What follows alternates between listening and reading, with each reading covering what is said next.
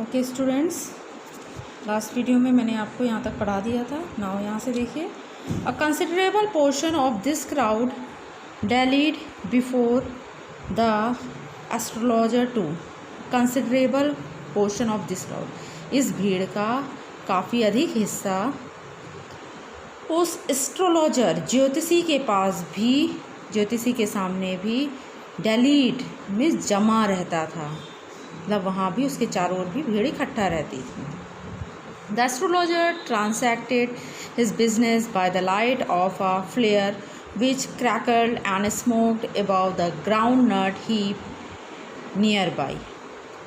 Astrologer जो है अपना व्यवसाय कैसे काम करता था, अपना व्यवसाय कैसे चलाता था, वो नियर बाई पास के ही ग्राउंड नट, मूंगफली का हीप मीन्स ढेर, मूंगफली के ढेर के ऊपर एक लाइट जलती रहती, धुआं उड़ता रहता था।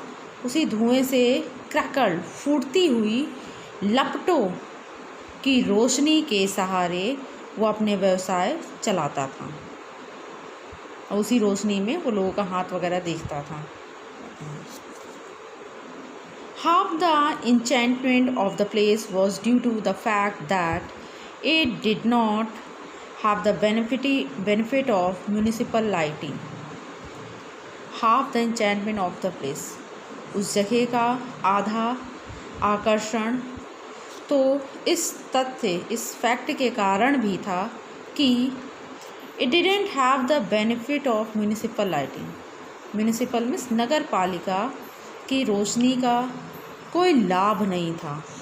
मतलब वहाँ नगर पालिका की ओर से कोई रोशनी, रोड लाइट वगैरह नहीं लगी थी। The place was lit up by shop lights. वो जगह सिर्फ शॉप, दुकानों की रोशनी के कारण ही जगमगाया था, चमक रहा था, जगमगा रहा था। 1 or 2 had hissing gas lights. एक और दो लोगों के पास तो हिसिंग गैस लाइट, हिसिंग में फुसफुसाने वाली गैस वाली रोशनी थी, सिलेंडर जिसमें लगा रहता है, लाइट रहती है, उस तरह वाली रोशनी। Some had naked flares stuck on poles. और कुछ लोगों ने तो पोल्स, खम्भों, मतलब जो डंडे थे, डंडे खम्भे थे, उसी पर ही, उसी को जला लिया था, उसी की लपटों से वो काम चला रहे थे। Some were lit up by old cycle lamps. कुछ लोगों ने तो पुरानी साइकिल के लैम्प को ही जला रखा था। And 1 or 2 lie the astrologers manage without lights of their own. और एक दो लोगों ने तो एस्ट्रोलॉजर के जैसे, उस ज्योतिषी के जैसे ही बिना लाइट के ही व्यवस्थित कर लिया था खुद को, अपना खुद का कार्य बिना लाइट, बिना रोशनी के ही व्यवस्थित कर लिया था। अब दूसरों की रोशनी से काम चला गई था। It was a bewildering crisscross of light rays and moving shadows. It was a bewildering crisscross. Bewildering में साहसी रूप से, साहसीजनक रूप से crisscross हो रहा था, कट रहा था। क्या कट रहा था? लाइट रेस, रोशनी की जो किरणें, और मूविंग शैडोज़, और चलती हुई लोगों की जो शैडो, परछाइयाँ थी, वो दोनों एक दूसरे को क्रिस क्रॉस काट रहे थे। This suited the astrologers very well. और ये एस्ट्रोलॉजर के लिए काफ़ी उपयुक्त था। फॉर, क्योंकि द सिंपल रीज़न दैट, इसका साधारण कारण ये है कि he had not in the least intended to be an astrologer. क्योंकि वो, उसका एस्ट्रोलॉजर बनने का कोई भी ऐसा इंटेंडेड, इरादा नहीं था। व्हेन ही बिगैन लाइफ, जब उसने जीवन शुरू किया तो उसने ऐसा नहीं सोचा था कि वो एस्ट्रोलॉजर आगे चलकर बनेगा। And he knew no more of what was going to happen to himself next minute. और वो ये भी नहीं जानता था कि अगले क्षण स्वयं उसके साथ क्या घटित होने वाला है। जब वो खुद अपने साथ होने वाली घटना के बारे में नहीं बता सकता तो दूसरों की भविष्यवाणी कैसे कर सकता है?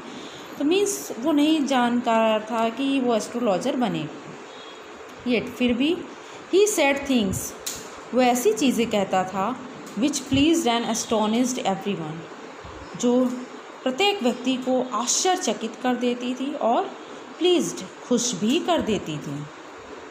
इसलिए लोग उससे काफ़ी संतुष्ट हो जाते थे। That was more a matter of study, ये इस कारण था क्योंकि उसने matter of study, practice and shrewd guesswork, उसने बहुत गहन अध्ययन किया था, अभ्यास किया, एंड स्रीव्ड ग्रेस वर्क, और चालाकी से वो अनुमान भी लगा लेता था। स्रीव्ड मीन्स चालाकी से वो लोगों की अनुमान लगा लेता था, उसी आधार पर वो लोगों को बताता था।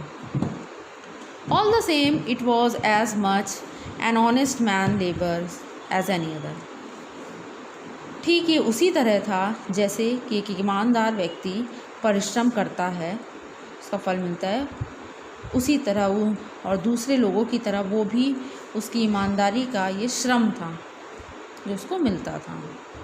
And he deserve the wages he carried home at the end of a day, और दिन के अंत तक में वो जितने भी पैसे कमा लेता था, घर ले जाता था, जितनी भी कमाई थी उसके वो डिज़र्व करता था, योग्य था, क्योंकि वो ऐसे नहीं कमाता था, वो मेहनत करता था।